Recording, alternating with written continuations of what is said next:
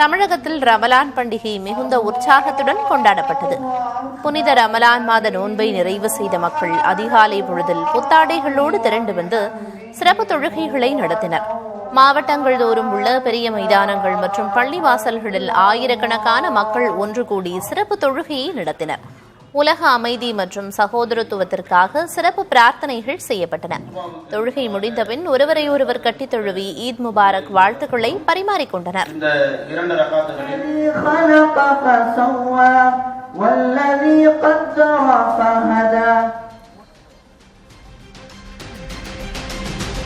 இருபது லிட்டர் குடிநீர் கேன் மற்றும் 1 லிட்டர் குடிநீர் பாட்டில் விலை உயர்த்தப்படுவதாக உற்பத்தியாளர்கள் தெரிவித்துள்ளனர். இதன்படி 20 லிட்டர் கேன் 5 ரூபாயும் 1 லிட்டர் குடிநீர் பாட்டில் 3 ரூபாயும் உயர்த்தப்படுவதாக தமிழ்நாடு அடைக்கப்பட்ட குடிநீர் உற்பத்தியாளர்கள் சங்கம் தெரிவித்துள்ளது. மூலப்பொருட்களின் விலை உயர்வு, மின்கட்டண உயர்வு, போக்குவரத்து செலவு அதிகரிப்பு, பணியாளர்களின் ஊதிய உயர்வு உள்ளிட்ட காரணங்களால் 20 ஆண்டுகளுக்கு பிறகு விலை உயர்த்தப்படுவதாக தெரிவிக்கப்பட்டுள்ளது. 40% எங்களுக்கு மூலப்பொருட்கள் அனைத்தும் விலை உயர்ந்த காரணத்தினால், அதேபோல 20 ஆண்டுகளாக ஏற்பட்ட கரண்ட், அதாவது மின்சார கட்டண உயர்வுகள் அத்தனையும் நாங்கள் தாக்குப்பிடித்து இத்தனை ஆண்டுகள் நாங்கள் மக்களுக்காக சில விஷயங்களை எங்களை சரி செய்து கொண்டு நாங்கள் வியாபாரத்தை நடத்தி வந்தோம். இப்பொழுது எங்களால் அந்த சூழலை கடைபிடிக்க முடியாத காரணத்தால் ஒரு கேன் 20 லிட்டர் கேன் விலை பார்த்தீங்கன்னா 5 ரூபாய் விலை உயர்கிறது. ராமநாதபுரத்தில் தேர்தல் பரப்புரைக்கு குழந்தைகளை பயன்படுத்தியதாக தமிழக வெற்றிக் கழகத்தின் மாவட்ட செயலர் மீது காவல்துறையினர் வழக்கு பதிவு செய்துள்ளனர். ராமநாதபுரம் கிழக்கு மாவட்டத்தில் தாவேக மாவட்ட செயலர் மலர்விழி கடந்த 18ஆம் தேதி வீடு வீடாக சென்று வாக்கு சேகரிப்பில் ஈடுபட்டுள்ளார். அப்போது அப்பகுதியைச் சேர்ந்த குழந்தைகளை வாக்கு சேகரிப்பில் ஈடுபடுத்தப்பட்டதாக புகார் எழுந்துள்ளது. இதனையடுத்து குழந்தை தொழிலாளர் சட்டத்தின் கீழ் மலர்விழி மீது உத்தரகோமசங்கை காவல் நிலையத்தில் வழக்கு பதிவு செய்யப்பட்டுள்ளது.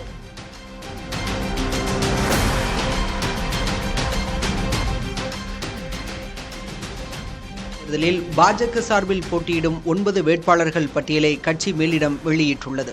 இதுகுறித்து பாஜக தலைமை அலுவலகம் வெளியிட்ட செய்திக்குறிப்பில், மண்ணாடிப்பட்டு தொகுதியில் அமைச்சர் ஏ நமச்சிவாயம், ஊசுடு தனி தொகுதியில் தீப்பாய்ந்தான், காலாப்பட்டு தொகுதியில் முன்னாள் அமைச்சர் கல்யாணசுந்தரம் ஆகியோர் போட்டியிடுவதாக தெரிவிக்கப்பட்டுள்ளது.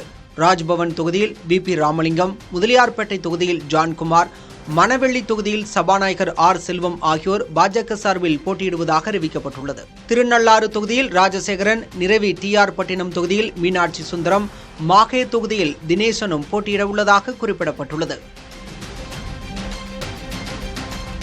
புதுச்சேரி சட்டமன்ற தேர்தலில் அதிமுக 2 தொகுதிகளில் போட்டியிடும் என அறிவிக்கப்பட்டுள்ளது. உப்பளம் மற்றும் உருளையன்பேட்டை ஆகிய தொகுதிகளில் அதிமுக போட்டியிட உள்ளது. கடந்த சட்டமன்ற தேர்தலில் 5 தொகுதிகளில் அதிமுக போட்டியிட்டிருந்தது. கூட்டணி தர்மம் உள்ளிட்டவற்றின் காரணமாக 2 தொகுதிகளில் போட்டியிடுவதாக புதுச்சேரி மாநில அதிமுக செயலர் அன்பழகன் கூறியுள்ளார்.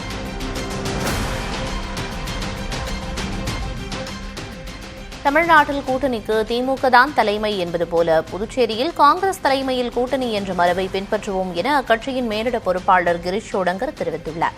சென்னையில் செய்தியாளர்களிடம் பேசிய அவர், வரும் தேர்தலில் போட்டியிட புதுமுகங்களுக்கு அதிக வாய்ப்பளிக்கப்படும் என கூறினார். தமிழகத்தில் காங்கிரஸ் போட்டியிட விரும்பும் தொகுதிகளின் பட்டியல் திமுகவிடம் வழங்கப்படும் என தெரிவித்த அவர், புதுச்சேரியில் காங்கிரஸ் திமுக கூட்டணி பேச்சுவார்த்தை தொடர்வதாகவும் குறிப்பிட்டார்.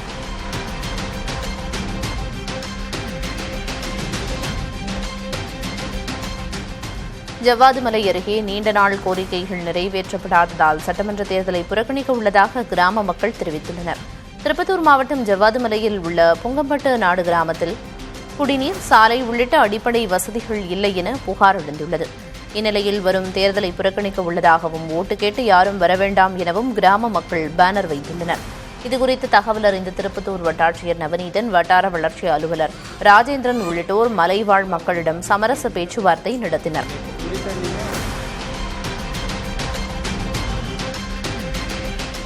சென்னை கிண்டி சிறுவர் பூங்கா நேற்று முதல் மூடப்பட்ட நிலையில் அங்கிருந்த பறவை காய்ச்சலால் தான் உயிரிழந்தன என்பது உறுதி செய்யப்பட்டுள்ளது. கடந்த சில நாட்களில் கிண்டி பூங்காவிலிருந்து 20க்கும் மேற்பட்ட பறவைகள் உயிரிழந்தன. பறவைகளின் மாதிரிகள் மத்திய பிரதேச மாநிலம் போபாலில் உள்ள ஆய்வகத்திற்கு அனுப்பப்பட்டு சோதனை செய்யப்பட்டதில் பறவைகளுக்கு H5N1 வைரஸ் பாதிப்பு இருப்பது தெரியவந்தது. இதனையடுத்து சுற்றுலா பயணிகளுக்கு பாதிப்பு ஏற்படாமல் இருக்க முன்னெச்சரிக்கை நடவடிக்கையாக பூங்கா மூடப்பட்டிருப்பதாகவும் பறவைகளை தனிமைப்படுத்தி கிருமி நாசினிகள் தெளிக்கப்பட்டு வருவதாகவும் வனத்துறை சார்பில் தெரிவிக்கப்பட்டுள்ளது. தொடர்ந்து பறவைகள் இறப்பு இங்கே பார்க்கில் பதிவாயிருக்கு. அதனால் அந்த எச்சங்களையும் கலெக்ட் பண்ணி, அந்த இறந்த பறவைகளின் எச்சங்களையும் கலெக்ட் பண்ணி அதுக்கு பகுப்பாய்வுக்கு அனுப்பினதில் 2 நாட்களுக்கு முன்னாடி அது பறவை காய்ச்சலோட அறிகுறியினால் தான் அவங்க இறந்துருக்காங்கன்றது கன்ஃபார்ம் ஆயிருக்கு. இது கன்ஃபார்ம் ஆனதுனால இன்னைக்கு வெள்ளிக்கிழமை காலையில் இது இந்த சிறுவர் பூங்காவை பார்வையாளர்களுக்கு விட வேண்டாம் என்ற ஒரு முடிவு செய்து அதிகாரிகள் அதை மூடியிருக்காங்க. பறவை காய்ச்சல் மனிதர்களுக்கு பரவாமல் தடுக்கவும் பாதுகாப்பாக இருக்கவும் முன்னெச்சரிக்கை நடவடிக்கைகளை பின்பற்ற அதிகாரிகள் அறிவுறுத்துகின்றனர். நோய்வாய்ப்பட்ட அல்லது இறந்த நிலையில் காணப்படும் காக்கைகள், வாத்துகள் அல்லது கோழிகளை தொட வேண்டாம் என அறிவுறுத்தப்பட்டுள்ளது. பறவைகள் அதிகம் கூடும் ஏரிகள், குளங்கள் அல்லது சரணாலயங்களுக்கு செல்லும் போது எச்சரிக்கையாக இருக்கவும், பறவைகளின் எச்சம்பட்ட இடங்களை தொட வேண்டாம் எனவும் தெரிவிக்கப்பட்டுள்ளது. குழந்தைகளை பறவைகள் நடமாடும் இடங்களில் விளையாட விட வேண்டாம் எனவும், கோழிப்பண்ணைகளில் வேலை செய்பவர்கள் அல்லது பறவைகளுக்கு அருகில் இருப்பவர்கள் கட்டாயம் N95 முகக்கவசம் மற்றும் கையுறைகளை அணிய வேண்டும் எனவும் அதிகாரிகள் அறிவுறுத்துகின்றனர். மேலும் இறைச்சியை கையாண்ட பிறகோ அல்லது பறவைகள் இருந்த இடங்களுக்கு சென்ற பிறகோ கைகளை சோப்பு போட்டு நன்றாக கழுவ வேண்டும் எனவும் தெரிவிக்கப்பட்டுள்ளது.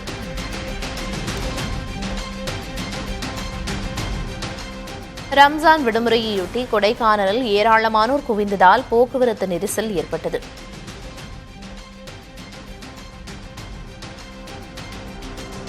பெருமாள் மலையில் இருந்து வாகனங்கள் புலிச்சோலை வழியாக வெள்ளியழுவி அங்கிருந்து நகரை அடைய 1 மணி நேரத்திற்கு மேல் ஆகிறது.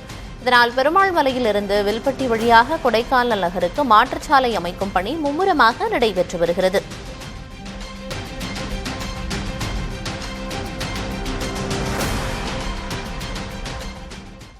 தூத்துக்குடியில் பாலியல் வன்கொடுமை மற்றும் கொலை வழக்கில் தண்டனை பெற்ற நபர் பிணையில் விடுதலையான சில நாட்களிலேயே மீண்டும் ஒரு கொடூரமான குற்றத்தை செய்ததாக குற்றம் சாட்டப்பட்டு தற்போது மீண்டும் காவலில் வைக்கப்பட்டுள்ளார்.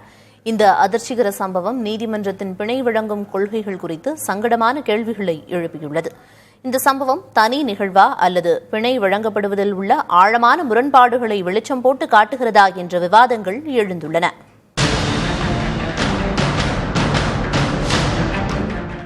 தூத்துக்குடியைச் சேர்ந்த தர்ம முனீஸ்வரன் சாதாரண குற்றவாளி அல்ல. 2020 கொலை, பாலியல் வன்கொடுமை மற்றும் கொள்ளை வழக்குகளில் ஆயுள் தண்டனை பெற்றவர். 2025 டிசம்பரில் அவர் சென்னை உயர்நீதிமன்றத்தால் பிணையில் விடுவிக்கப்பட்டார்.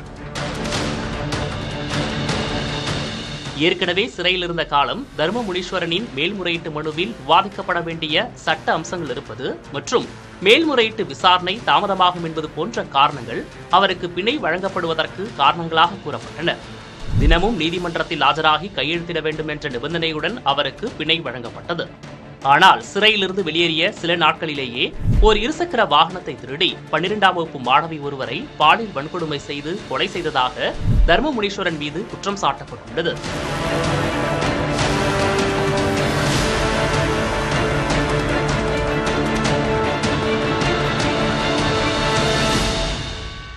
நானூறுக்கும் மேற்பட்டவர்களிடம் நடத்தப்பட்ட தீவிர விசாரணைக்கு பிறகு சிசிடிவி காட்சிகளின் அடிப்படையில் பைக் திருடப்பட்டதையும் அதில் தர்ம முனீஸ்வரனுக்கு உள்ள தொடர்பையும் போலீசார் கண்டுபிடித்தனர்.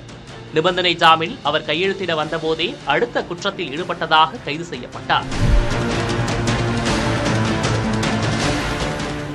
இச்சம்பவம் பிணை என்பது பொதுவான உரிமை, சிறை என்பது விதிவிலக்கு என்ற சட்ட கோட்பாடு இத்தகைய கொடூர குற்ற வழக்குகளுக்கும் பொருந்துமா என்ற கேள்வியை எழுப்பியுள்ளது.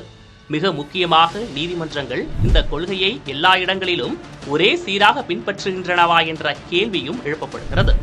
குற்றம் சாட்டப்பட்டவரின் உரிமைகளை பாதுகாக்கும் அதே வேளையில் சமூக பாதுகாப்பையும் நீதிமன்றங்கள் சீர்தூக்கி பார்க்க வேண்டும் என சட்ட வல்லுநர்கள் வலியுறுத்துகின்றனர். வன்மமான குற்றங்கள் நடைபெறும் பொழுது இல்ல தொடர் குற்றங்கள் செய்யக்கூடிய குற்றவாளிகளுக்கான ஜாமீன் கொடுக்கும் பொழுது கண்டிஷன்ஸ் ரொம்ப ஸ்ட்ரிஞ்சென்டா போடணும். இல்ல இந்த பெயில் நம்ம கொடுக்கணுமா அப்படிங்கிறது நீதிமன்றம் பார்த்து கொடுக்க வேண்டிய ஒரு காலகட்டத்தில் இருக்கும். அப்ப நாம நீதிமன்றத்தில் பெயில் கொடுக்கக்கூடிய நிலை வரும்பொழுது நீதிமன்றம் எல்லாத்தையும் அலசி ஆராய்ஞ்சு ஒரு பெயில் கொடுத்தாங்க அப்படின்னா ஒரு கண்டிஷன், ஸ்ட்ரிஞ்சண்டான கண்டிஷன் கொடுத்தா இந்த மாதிரி சம்பவங்கள், இந்த மாதிரி குற்றம் புரிபவர்கள் மீண்டும் மீண்டும் குற்றம் புரியாமல் இருக்கலாம். பெயிலை பொறுத்த வரைக்கும் சட்டம் சரியாக தான் இருக்கிறது. ஆனால் அந்த பெயில் கொடுக்க வேண்டிய நபர் சரியானவரா தவறானவரா அப்படிங்கிறது பார்க்க வேண்டிய பொறுப்பு நீதிமன்றத்துல இருக்கு. காவல்துறையும் அப்ப பெயிலை டினை பண்ணணும்னா அந்த சாட்சிகளையும் ஆதாரங்களையும் திரட்டும் பொழுது அவங்களுக்கு எதனால அது நம்ம கொடுக்கறத தடை செய்யணும் அப்படிங்கறத எடுத்துரைக்க வேண்டிய பெரும் பொறுப்பு காவல்துறையினர்கிட்ட இருக்கு. இந்த கொடிய குற்றம் குறித்த பொதுமக்களின் கொந்தளிப்பிற்கு இடையே நீதித்துறையின் பொறுப்புக்கூறல் மற்றும் செயல்பாட்டு சீர்மை குறித்த விவாதத்தில் இந்த வழக்கு ஒரு முக்கிய திருப்பு முனையாக அமைந்துள்ளது. தொகுதி பங்கீடு, தலைவர்களின் பேச்சுக்கள் என தேர்தல் களம் வேகம் எடுத்திருக்கும் நிலையில் நட்சத்திர தொகுதி குறித்து நாம் பார்த்து வருகிறோம். அதில் திமுக பொதுச் செயலர் துரைமுருகனின் காட்பாடி தொகுதி குறித்து பார்க்கலாம்.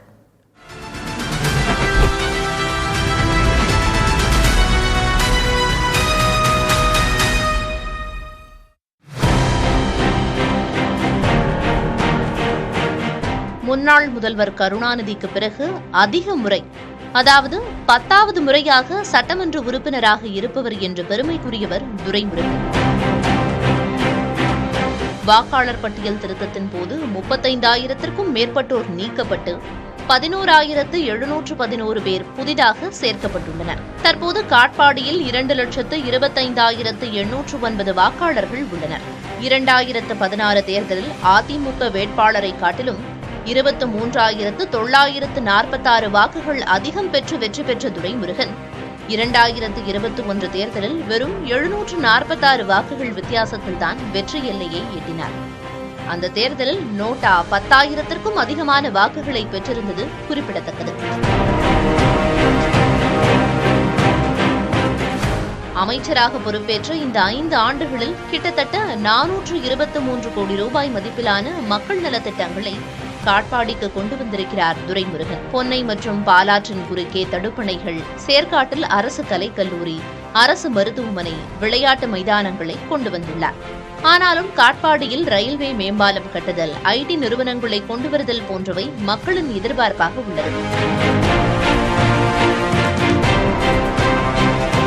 இந்த முறை வயது மூப்பு காரணமாக அவர் போட்டியிடுவது சந்தேகம் என்று பேச்சு கிளம்பிய நிலையில் நேர்காணல் நடத்தும் அளவுக்கு தெம்போடு அறிவாலயம் வந்திருக்கிறார் துரைமுருகன். வழக்கமாக திமுக, அதிமுக மட்டுமே மல்லுக்கட்டும் இந்த தொகுதியில் இம்முறை நாதாகவுடன் தாவேகவும் இறங்கியிருப்பது களத்தை சூடாக்கியிருக்கிறது. புதிய தலைமுறைக்காக ஒளிப்பதிவாளர் அசோக்குமாருடன் செய்தியாளர் சா குமரவேல்.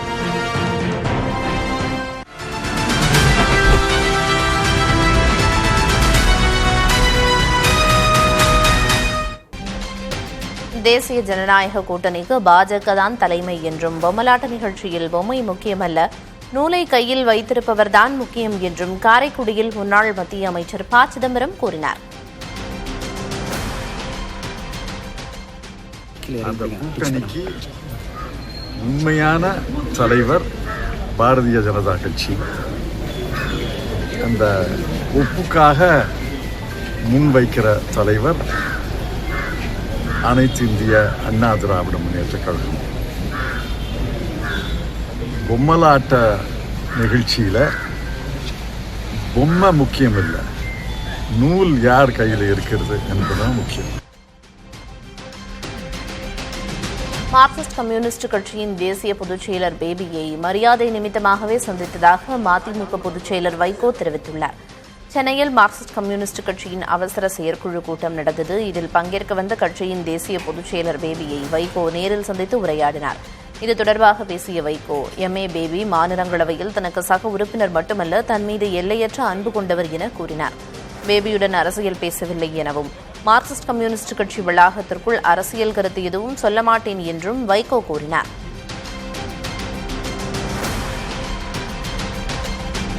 நாகை மாவட்டம் வேதாரண்யம் அருகே வளர்ப்பு நாயை விட்டு தாய் மகளை கடிக்க வைத்ததாக காவல்துறையில் புகார் அளிக்கப்பட்டுள்ளது.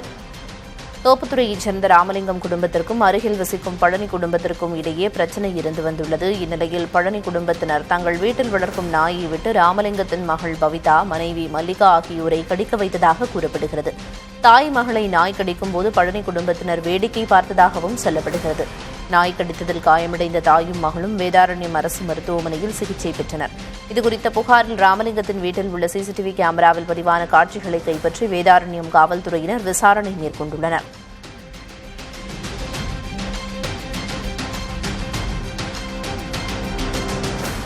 செங்கல்பட்டு மாவட்டம் அச்சிறுபாக்கம் அருகே அரசு நேரடி நெல் கொள்முதல் நிலையம் திறக்கப்படாததால் 20 நாட்களுக்கு மேலாக காத்திருப்பதாக விவசாயிகள் தெரிவித்துள்ளனர். 500 ஏக்கரில் பயிரிடப்பட்டு அறுவடை செய்யப்பட்ட நெல் மழையிலும் வெயிலிலும் சேதமடைந்து வருகிறது. உடனடியாக கொள்முதல் நிலையத்தை திறந்து நெல் கொள்முதலை தொடங்க வேண்டும் என்று விவசாயிகள் கோரிக்கை வைத்துள்ளனர்.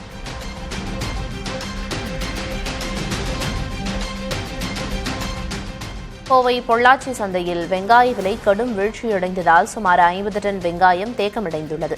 போர் பதற்றத்தால் ஏற்றுமதி பாதிக்கப்பட்டதாலும் கேரள வியாபாரிகள் வராததாலும் விற்பனை மந்தமாகியுள்ளது. 1 கிலோ சின்ன வெங்காயம் தற்போது 10 ரூபாய்க்கு மட்டுமே விற்பனையாகிறது. இதனால் அறுவடை கூலி கூட கிடைக்கவில்லை என தெரிவிக்கும் விவசாயிகள் ஒரு நாளைக்கு 3 லட்சம் ரூபாய் வரை இழப்பு ஏற்படுவதாக கூறுகின்றனர். இதனால் மத்திய அரசு தலையிட்டு ஏற்றுமதிக்கு வழிவகை செய்ய வேண்டும் என வலியுறுத்துகின்றனர்.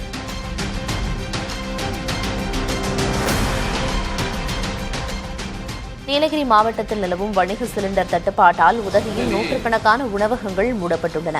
திறந்திருக்கும் உணவகங்களிலும் மெனுவில் உள்ள பல உணவுகள் தவிர்க்கப்பட்டு விறகடுப்பு மூலம் குறைந்த அளவிலான உணவுகளே வழங்கப்படுகின்றன. இதனால் கோடை விடுமுறை மற்றும் கால்பந்து பயிற்சிக்கு வந்துள்ள சுற்றுலா பயணிகள் உணவு மற்றும் குடிநீர் கிடைக்காமல் கடும் அவதிக்குள்ளாகி வருகின்றனர். துரித உணவுகள் முற்றிலுமாக நிறுத்தப்பட்டிருப்பதால் சுற்றுலா தொழில் மற்றும் உணவக நிர்வாகத்தினர் நெருக்கடியை சந்தித்து வருகின்றனர். கொஞ்சம் லேட்டாக தான் ஆகுது. கேட்டால் கொஞ்சம் கேஸ் இஷ்யூ இருக்குது சார், கொஞ்சம் அட்ஜஸ்ட் பண்ணிக்கன்னு சொல்கிறாங்க. சரி, அதை விட்டு மேலே வரப்போ பார்த்தீங்கன்னா ஊட்டியில் 2-3 இடத்துலலாம் ஒரு டீ ஸ்பாட் இருந்துச்சு, 1-2 இடத்துல இல்லை. டிஃபனுக்காக ஹோட்டலுக்கு வரும்போது 2-3 ஹோட்டல் இல்லைன்னு சொல்லிட்டு தான் திருப்பி இங்கே வந்து சாப்பிட்டோம். இங்கேயே சாப்பிட்ட இடத்துல கொஞ்சம் வெரைட்டி எல்லாம் கம்மி தான், ரெகுலர் ஐட்டத்தை விட சொன்னாங்க. இருந்தாலும் கிடச்சிச்சு. ஆனால் நாங்கள் எதிர்பார்த்தபடி சூடாகவோ இல்லை. சிலிண்டர் தட்டுப்பாடு இருக்கிறனால அவங்க கேட்குற வெரைட்டிஸ் எங்களால் கொடுக்க முடியல. இது வந்து டூரிஸ்ட்டுக்கு வந்து ரொம்ப ஒரு பெரிய பாதிப்பாக இருக்குது. எங்களுக்கு பெரிய ஒரு மன வருத்தமாக இருக்குது. மேலும் பல செய்திகளுக்கு தொடர்ந்து இணைந்திருங்கள். புதிய தலைமுறை.